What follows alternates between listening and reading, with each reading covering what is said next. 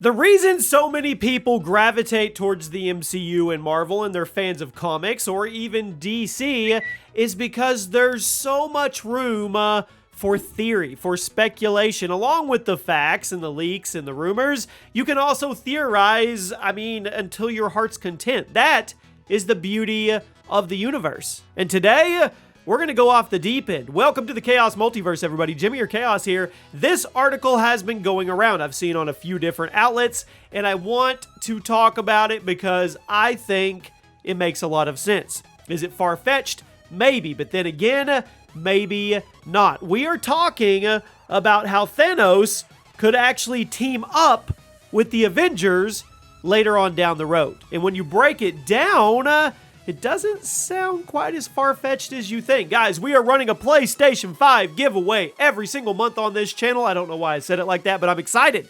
I'm excited for you guys. All you have to do to enter, be subscribed. Turn on those notifications, and on any video, drop a like and leave a comment who your favorite Marvel character is. Include your Twitter handle, and I will pick a winner at the end of every single month, and yes, you will get a PlayStation 5. Good luck, everybody. Thank you for all the support on the channel so far. Now, let's break this down. I am of the opinion that Thanos is one of the absolute best villains we've ever seen on the big screen. I truly, truly feel that way. If you want to call me a fanboy, I'm okay with it. They built him up over a decade. They made you actually understand where he was coming from to a degree. He was almost a glimmer of an anti-hero to a degree. You felt sorry for him at times, at least I did. They did it perfect. They captured the essence of Thanos. And then it all ended. And you already know how it goes. Spoiler alert if you don't. Well, he got dusted. And we thought that was it, right? They wouldn't bring Thanos back. Maybe they would bring back a younger Thanos in the Eternals or something along those lines where you got to see his backstory. But that was about all we thought was going to happen. The Mad Titan's reign was over. Well, that was before Disney Plus's Loki series, which absolutely unhinged everything and flipped it straight on its face. Now we know that's not the case at all. Now we know that Kang is in the picture. He who remains, Kang the Conqueror, whoever it's going to be, Prime Kang, whatever it ends up being, it doesn't matter. We also know that everybody has a variant. They don't just have one variant, they have lots of variants, maybe even infinite variants. Well, guess who that includes? Yes.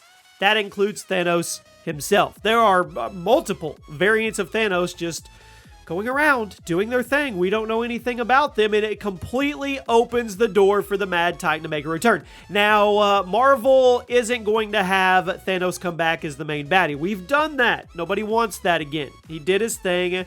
It ran its course. But what if they flipped it on his head? What if Thanos actually came back later on down the road to help the Avengers beat Kang? What if it got to the point where Secret Wars was so big that it was the Council of Kangs and it took multiple different Avenger teams from different timelines to take him out, and they needed help from Thanos? And you may say, well, why would Thanos ever help the Avengers? He was out to take them out. Well, actually, technically, he was out to balance the universe. He wasn't specifically after them. He even gave credit to Iron Man and Tony Stark. He showed some respect. So the whole adage, the enemy of my enemy is my friend, could play into this perfectly because Thanos is all about balance. He had an agenda. Kang the Conqueror, at least from the comics, he just wants to conquer. He wants to take over absolutely everything. I don't think it's about balance. I think it's about just ruling over the entire cosmos and timelines and multiverses and universes and absolutely everything. So it would make sense that Thanos would be out to take Kang out. Now, if we're looking at rating them a versus thing, I don't think this is really a contest because I'm pretty sure Kang would have his way with Thanos no problem. As a matter of fact, spoiler alert, I think there's a comic issue that just came out not too long ago that proved that fact. Thanos didn't stand a chance against Kang. But if there's multiple Thanos variants that are helping the Avengers, it could make for some really cool fan service, honestly, to be honest with you. We all want to see Thanos back in some way. We don't want him to be the main villain, but we'd like to see him back. What better way to see him back, but kind of on the good side, in a way. There's so many theories out there right now how this could actually happen. Now, I am still of the accord that I don't think Kang is the ultimate baddie. I don't think he's the multi-phase baddie, the culmination of 5 to 10 years like Thanos was. And we may not even get one of those, but if we do, and the MCU and Marvel and Kevin Feige stick with that structure, I think Kang is one of the baddies. Actually, I think there's a trio.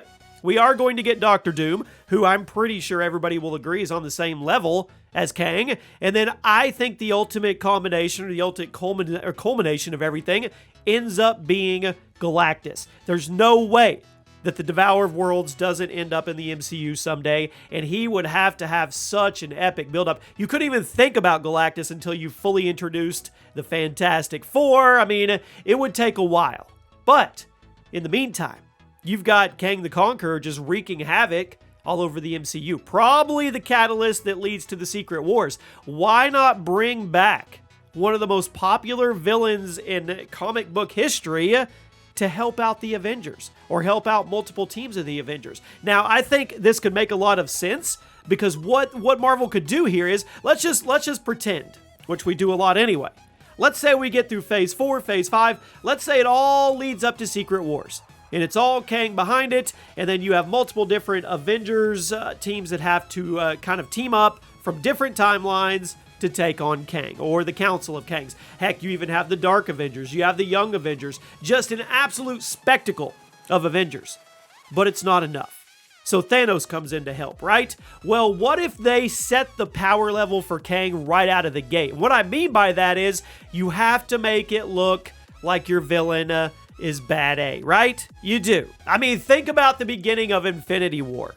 I mean, you have Thanos there. He handily takes care of the Hulk. He took care of Thor. He killed Loki. They set him up for you to understand that this guy was another level.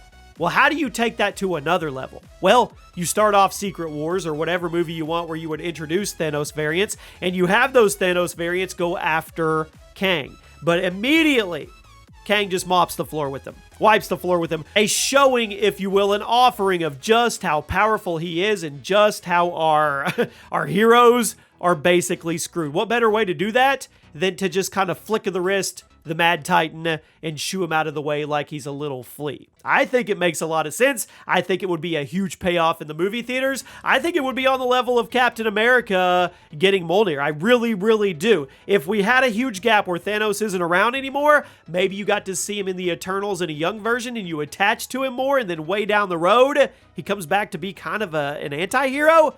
I think people would lose their crap. You guys, let me know what you think. Do you think in any way, any timeline, any one of 14 million scenarios that Thanos can help the Avengers in the future? I want to hear your comments. I want to hear your theories. I hope you guys have a great day, and I'll see you soon.